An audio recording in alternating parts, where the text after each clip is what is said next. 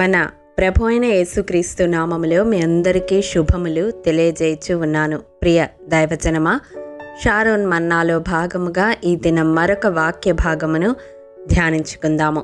ఎఫెసీయులకు రాసిన పత్రిక 5వ అధ్యాయము 17వ వచనము. ప్రభు యొక్క చిత్తమేమిటో గ్రహించుకొనుడి. ప్రియ దైవజనమా, క్రైస్తవ విశ్వాసిగా మన ఆత్మీయ యాత్రలో దేవుని చిత్తానుసారముగా జీవించబద్ధులమై ఉన్నాము.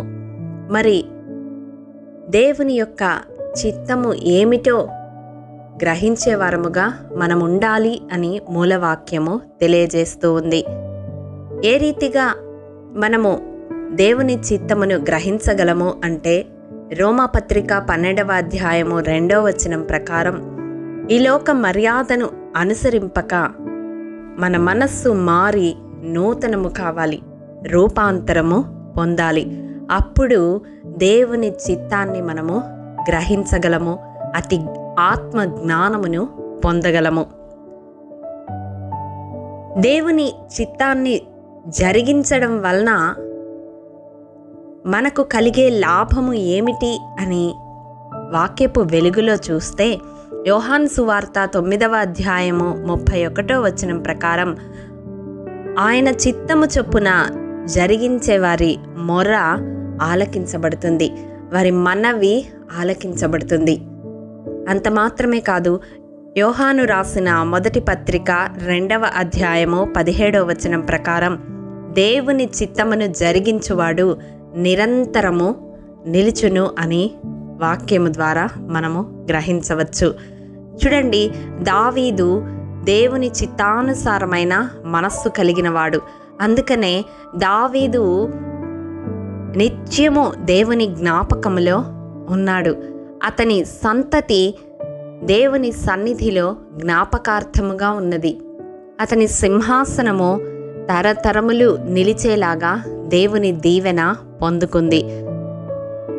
ఈ వాక్యము వింటున్న ప్రియ సహోదరుడా, సహోదరి, మన జీవితాల్లో మన మనవి దేవుడు ఆలకించాలి అంటే మొదట మనము దేవుని చిత్తాన్ని జరిగించే వారముగా ఉండాలి. రెండవదిగా, దేవునితో కూడా యుగ యుగములు జీవించే భాగ్యాన్ని పొందుకోవాలి అంటే ఈ లోకములో దేవుని చిత్తాన్ని జరిగిస్తూ జీవించే వారముగా ఉండాలి. మరి మన పట్ల దేవుని చిత్తము ఏమిటి అని చూసినట్లయితే, తెస్సలోనిక మొదటి పత్రిక 4వ అధ్యాయం 3వ వచనం ప్రకారం, పరిశుద్ధత కలిగి జీవించడమే మన విషయంలో దేవుని చిత్తము. అదే అధ్యాయము 5వ వచనాన్ని మనం చూసినట్లయితే, పరిశుద్ధత యందు ఘనత యందు మన ఘటమును ఎట్లు కాపాడుకొనాలో ఎరిగి ఉండుట దేవుని చిత్తము. ఈ వాక్యము వింటున్న ప్రియ సహోదరుడా, సహోదరి, పరిశుద్ధముగా జీవిస్తున్నాను అని ఇతరులను మభ్యపెడుతూ, నీ సంఘ కాపరిని మభ్యపెడుతూ, సహ విశ్వాసులను మభ్యపెడుతూ జీవిస్తూ ఒంటరిగా ఉంటున్న సమయంలో నీవు ఏ రీతిగా నీ సమయాన్ని గడుపుతూ ఉన్నావు? నిజముగా పరిశుద్ధమైన జీవితాన్ని జీవించగలుగుతూ ఉన్నావా? ఒకసారి ఈ దినం పరీక్షించుకోవలసిందిగా ప్రభు పేరట మనవి చేస్తూ ఉన్నాను.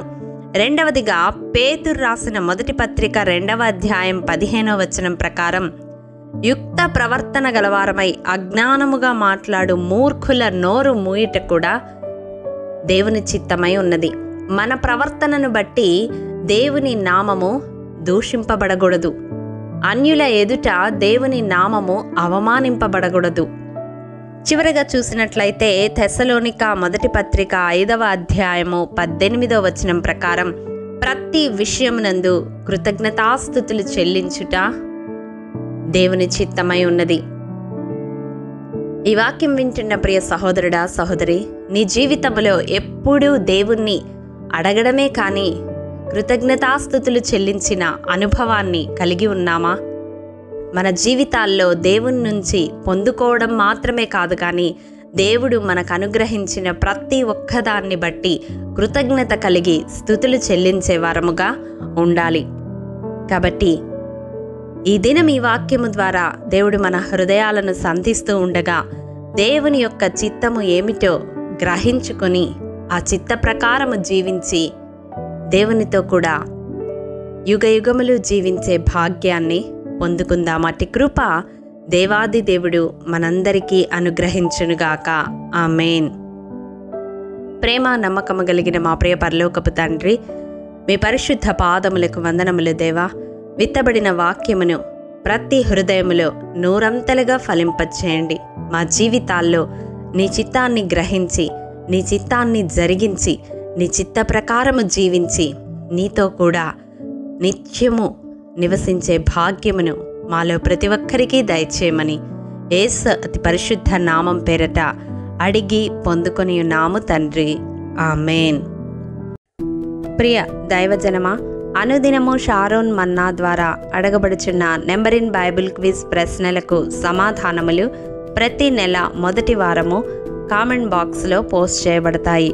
కాబట్టి గమనించి మీకు తెలియని ప్రశ్నలకు సమాధానములు తెలుసుకొనగలరని ప్రభు పేరట మనవి చేయుచూ ఉన్నాము. ప్రియ దైవజనమా, ఈ దినం నెంబర్ ఇన్ బైబిల్ క్విజ్ ప్రశ్న: తన సహోదరులైన 70 మందిని ఒక్క రాతి మీద చంపినది ఎవరు? మీ సమాధానం మాకు తెలియజేస్తారు కదూ. ప్రభు కృప మనందరికీ తోడైండును గాక. ఆమేన్. ప్రియ దైవజనమా, ఈ దినము జన్మదినము, వివాహ దినము జరుపుకుంటున్న వారికి షారోన్ గ్రూప్ తరపున హృదయపూర్వక శుభాకాంక్షలు తెలియజేయుచూ ఉన్నాము. దేవుడు శ్రేయస్కరమైన ఆశీర్వాదములతో ఈ సంవత్సరాది నుండి సంవత్సరాంతము వరకు మిమ్ములను నింపాలని ప్రార్థిస్తూ ఉన్నాము. ఆమేన్.